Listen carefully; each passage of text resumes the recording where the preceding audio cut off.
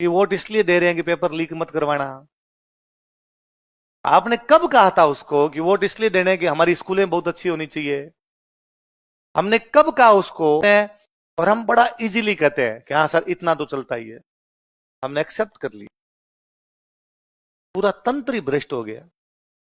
अब तो हर पेपर की तरफ आपको नहीं लगता कि ये भी आउट? क्यों हमारे भविष्य के साथ खिलवाड़ है? क्यों हम यूं कमरे में बैठे बैठे तैयारी करते रहे और बाहर कोई भी पेपर बेच जाए? क्यों ये सोच रहे आप? तो आप भ्रष्टाचार करोगे? भाई तुम थोड़ा बहुत करते हो, किसी ने तुमसे थोड़ा ज्यादा कर लिया। तुम पढ़े 2 साल, क्या फायदा? भ्रष्टाचार है क्योंकि तुमने ही कहा। भारत में honesty is just lack of opportunity. जब तक आपको अवसर नहीं मिलते तब तक आप ईमानदार हो। यह है, मेरे को मौका मिले तो मैं नहीं छोड़ूं और आपको मिले तो आप नहीं छोड़ो और तीसरे को मिले तो तीसरा नहीं छोड़। सिंपल सी बात है। और जब स्थितियां इस कदर विकराल हो जाती है ना, इस एक तो होता है गलत काम होना, एक होता है गलत काम को समाज द्वारा स्वीकार करना। दो अलग अलग चीज। गलत काम दुनिया में हमेशा से होते रहे, ऐसा थोड़ी है दुनिया हमेशा से बहुत अच्छी थी। राम जी का राज था तब भी गलत काम तो ही रहे थे। महिलाओं को उठाया जा रहा, रावण उठा के लेके गया। ये बाली सूप तो गलत काम कर रहा था, लोग उसका बॉयकॉट करते थे। लोगों ने कहा रावण ने गलत काम किया तो आज के बाद हम बच्चों के नाम रावण नहीं रखेंगे। इसलिए आज दिन तक अपने बच्चों के नाम किसी के रावण नहीं। आज लगता ना यार इस आदमी ने गलत काम किया था, सोशली बॉयकॉट किया जाए। और इस नाम का तो हम कोई बच्चा ही नहीं होगा हमारे। वरना यार ऐसा नाम भी रख दिया तो क्या पता बच्चे में वैसे गलत गुण आ जाएंगे। ये तो एक गलत होना समाज में, पर समाज द्वारा उनका बॉयकॉट किया जाना। और अब हमारे उल्टा हो गया, ठीक, कि हम स्टेटस लगाते हैं कि जमानत मिलने पर भाई को बधाई हो, है ना। और ये गंभीर सोचने वाली बात है कि हम किस मोड़ पे आगे खड़े हो गए। ये कैसे हो सकता है कि बाकायदा एड दे दिया जाए या किसी को व्हाट्सएप पर मैसेज किया जाए कि जमानत मिलने पर शाम को हनुमान जी की सवामणी है। हम हनुमान जी को और घसीट लाए उस सवामणी के अंदर। जब चीजें इतनी इजी वे के अंदर चली जाती है ना कि हम उनका गौर गिनती करने बंद कर देते हैं। ये स्लोपरी स्लीपिंग है ना। एक होता है भाई फिसलन, कि जब एक व्यक्ति एक बार फिसलना शुरू करता है ना, फिर वो कहां रुकेगा उसका पता नहीं है। वो स्लोप है, वो स्लोप पे रुकने की कोई भी जगह कभी ये थोड़ी बहुत हुई होगी कि मैं मान लो एक किसान हूं या मैं कोई एक व्यापारी हूं, मैंने किसी अधिकारी को किसी को थोड़े बहुत रुपए देके मेरा काम करवा लिया और हमें लग रहा था इतना तो चलता ही। जब तक फाइल पे बाहर नहीं रखोगे फाइल आगे सरकेगी नहीं, उड़ जाएगी। अपने फिल्मों में डायलॉग ऐसे, थोड़ा बाहर रखना पड़ेगा तब फाइल आगे सरकेगी वरना फाइल उड़ सकती है। तब तक ठीक था, फिर लोगों ने ज्यादा बाहर रख दिए जी, फिर लोगों ने पेपर खरीद लिया। हम विरोध करते हैं क्योंकि हमें नहीं मिला,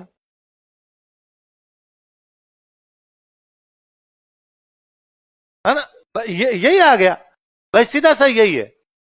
और जब सारे कुएं में भांग पड़ जाए ना तब दिक्कत है। इसलिए इन चीजों का विरोध करना पड़ेगा।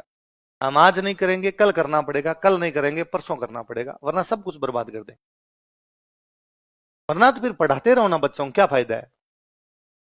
यहाँ बच्चे को पढ़ाया, बच्चे ने आगे मेरे से पूछा सर परफॉर्मेंस कैसी है मेरी, मैंने कहा नंबर बता तेरे कितने। उसने कहा सर इस बार टेस्ट में मेरे 200 में से 100 नंबर है। वेरी गुड, अच्छे नंबर है, 50% नंबर आ रहे हैं, थोड़ी सी और मेहनत कर, ये 60% के आसपास चले जाने चाहिए। फिर पेपर हुआ, उसके 400 में से नंबर आ रहे थे 320, और अच्छा 80% नंबर आ रहे हैं यार तेरे। फिर उसका सिलेक्शन नहीं हुआ, ये कट ऑफ गई 380। ऐसे कैसे हुआ? ये क्लास का टॉपर था, इसके सब सब्जेक्ट में नंबर अच्छे हैं, फिर इससे और टॉपर कौन आया? तो वो जिसके पास पेपर था। फिर वो अगली बार फिर 2 साल और पढ़ाई करता है। एक दिन हमें आना तो पड़ेगा उस राह पे। हम अब तक इसमें हैं कि मेरे साथ पर्सनली थोड़ी बुरा हुआ है, सबके साथ हुआ है, और वो पर्सनली हो रहा है हमारे साथ, सबके साथ ही हो रहा है। हमें सवाल तो पूछने पड़ेंगे, हम जिनको वोट देते हैं उनसे, तुम करते क्या हो। और जब तक हम वोट इस आधार पे देंगे कि फलाना आदमी हमारी जात का है, फलाना आदमी हमारी इस चीज का है, उस चीज का है, धर्म का है, हमारे क्षेत्र का है, तब तक ये चीजें नहीं होनी। मैं क्या राजस्थानी वाले आंदोलनों में जाता हूं तो मेरे से खूब सारे लोग अब पूछते हैं क्यों नहीं होता। मतलब सरकार देती है यार मान्यता, अपने हाथ में थोड़ी सरकार देगी तब देगी। सरकार क्यों नहीं देती? क्योंकि सरकार को इस नाम पर वोट नहीं मिलती। ये तो बहुत भले लोग हैं, सरकार वाले बुरे नहीं है। जिस नाम पे आपने वोट दी थी वो सारे काम करते हैं। आपका एमएलए, आप रात को आधी रात को फोन कर दो, हमारी दारू की गाड़ी पकड़ ली गई, छुड़वाता है, क्योंकि इसीलिए आपने वोट दिए थे। आप उसको आधी रात को फोन कर दो, हमारे पुलिस थाने के अंदर मुकदमा हो गया, वो आ जाता है खुद कि मेरा आदमी है, केस में से बाहर निकालो, क्योंकि इसीलिए आपने वोट दिए थे। आप किसी की जमीन पे कब्जा कर लो, उसके बावजूद वो आपके पक्ष में आके खड़ा हो जाता है, नहीं जा हमारे वाला सही है। आपने कब कहा था उसको कि वोट इसलिए दे रहे हैं कि पेपर लीक मत करवाना? आपने कब कहा था उसको कि वोट इसलिए देने हैं कि हमारी स्कूलें बहुत अच्छी होनी चाहिए? हमने कब कहा उसको कि हम तेरे को वोट इसलिए दे रहे हैं कि हमारे कॉलेज लगने चाहिए? सिंगल टाइम नहीं कहा। फिर विधानसभा में बात ही नहीं होती। किसी को दिखता नहीं क्या कि हमारे एक भी कॉलेज के अंदर कक्षा ही नहीं लग रही है? कोई आगे कह देता है इन कोचिंगों पे नकेल कसी जानी चाहिए। अरे कसी भी है, तुम कॉलेज में पढ़ाई शुरू करा दो, कोचिंग में आने बच्चे बंद हो जाएंगे। तुम्हें दिखता नहीं क्या कि कमरे दो हैं तो बीएड कॉलेज चल कैसे रहा है? तुम्हें खुद को नहीं दिख रहा क्या कि पैसे लेके बीएड करवा देते हैं, फिर वही मास्टर लगते हैं? जब शुरुआत ही वहां से हुई कि पैसे लेके बीएड होगी, उन मार्ट साहब से कैसे तुम ये कर सकते हो कि बच्चों को ईमानदारी का पाठ पढ़ाएंगे? हम इन पे बोलते नहीं, हम केवल ये कानून बनाते हैं, ऐसी लाइनें लिखते हैं, उन लाइनों को पढ़ते हैं, फिर उन पर मुस्कुराते हैं, और हम बड़ा इजीली कहते हैं कि हाँ सर इतना तो चलता ही है। हमने एक्सेप्ट कर ली, इसलिए हमारे ऊपर है ये सब चीज। पीछे वाली पीढ़ी ने किया, उन्होंने, उससे पीछे वाली पीढ़ी, 3 पीढ़ियां बीती आजादी के बाद। दादाजी वाली पीढ़ी ने थोड़ा थोड़ा माना, पिताजी वाले ने थोड़ा और माना, हम थोड़ा और मान रहे हैं, तब सिस्टम कोलैप्स कर गया, पूरा तंत्र ही भ्रष्ट हो गया, सारे के सारे। अब तो हर पेपर की तरफ आपको नहीं लगता कि ये भी आउट, ये भी आउट है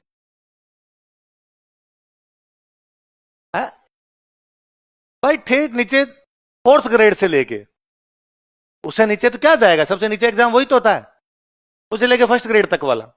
चार ही सर्विस है भारत में तो, 1st, 2nd, 3rd grade, 4th grade, और सब जगह हर लेवल पे बंदा पेपर ला सकता है, बंदा चीटिंग कर सकता है, पेपर में और किसी को बिठा सकता है। तो क्या क्या तरीके हो सकते हैं तो तमाम निकाले, पर हम उनका कोई विरोध करते, क्योंकि हमें लगता है कि एक बार देश से घुसे, बाद में ये सारे काम हम भी कर लेंगे, इसलिए इन पे नहीं हंसना। अभी हंसने से आगे की बात निकल गई, तब इन पे सोचना ही है कि नहीं, अब हमें जवाब मांगने पड़ेंगे उन जिम्मेदार लोगों से। अब हमें खुद भी जिम्मेदार बनना पड़ेगा। हमारे आसपास में इस प्रकार की कोई घटना होगी, ये तभी रुकेंगे जिस दिन हम हमारे भाई को भी पकड़वाना शुरू कर देंगे।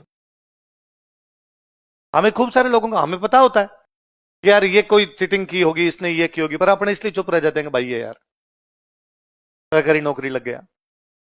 अपना एक भाई लगा, किसी ने 3 लगा लिए, कोई भाई और तकड़ा पड़ा तो उसने 7 लगाए। उस 7 के चक्कर में अपने रह गए, वरना वो 7 नहीं लगते तो अपना 1 का नंबर आ जाता किसी का, है ना? यही तो बात है। तो ये जो चीज है, कानून तो आज भी है, अंग्रेज 1773 में बना के गए थे कि कंपनी का कोई भी कर्मचारी उपहार ग्रहण पर अपने लिए जा रहे हैं, उपहार लिए जा रहे हैं सब तरीके के अपने। यदि सरकारी कर्मचारी किसी भी प्रकार का, और बड़ी बिल्डिंग है उसके पास में, सरकारी कर्मचारी भयंकर महंगी गाड़ी के अंदर आ रहा है, तो उसे सवाल पूछे जाने चाहिए, आए कहां से रुपए? तनख्वाह तो देते हैं भाई साहब 38,000 रुपए,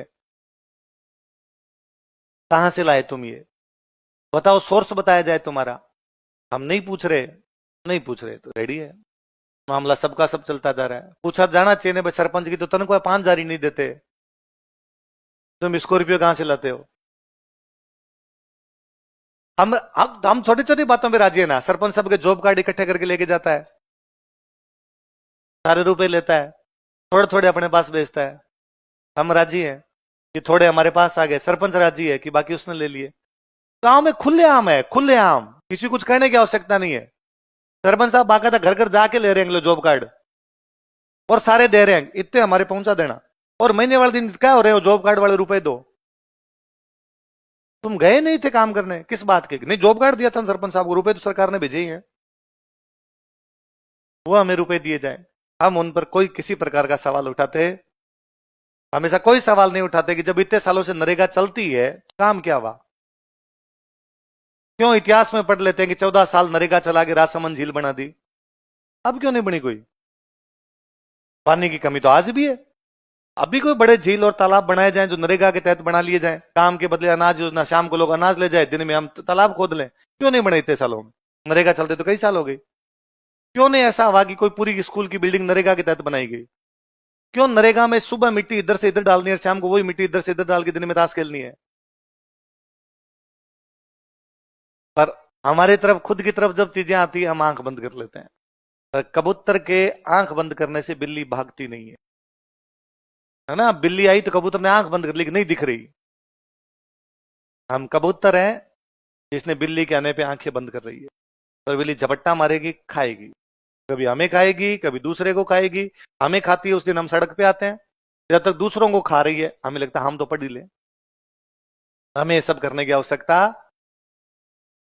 इसलिए जवाब मांगे जाएं, उन तमाम जिम्मेदार लोगों से जवाब मांगे जाएं कि ऐसा क्यों है, क्यों हमारे भविष्य के साथ खिलवाड़ है, क्यों हम यूं कमरे में बैठे बैठे तैयारी करते रहें और बाहर कोई भी पेपर बेच जाए, क्यों उन पे कार्रवाइयां नहीं होती, क्यों लोग इतने बेधड़क तरीके से कर सकते हैं कि एक किसी ने पेपर बेचा, थोड़े दिन बाद जेल से बाहर उसने दूसरा बेच दिया, उसी सेम आदमी ने। ऐसा क्यों नहीं हुआ कि उसको जेल के अंदर ही रखा गया, बाहर आ ही नहीं पाया? ऐसा क्यों नहीं हुआ कि उसका सोशल बॉयकॉट हो गया? कोई कहे कि इसके परिवार में आज के बाद किसी की शादी नहीं होगी, इसके परिवार में कोई बेटी नहीं देगा जिसने इस प्रकार के बुरे काम किए। उल्टा हम ज्यादा राजी हैं कि इनके परिवार में बेटी दो, इनके पास पैसे आ गए। एक जेल गया, बाकी वाले भाइयों के पास, सबके पास पैसे हैं, भाई सुख पाएगी।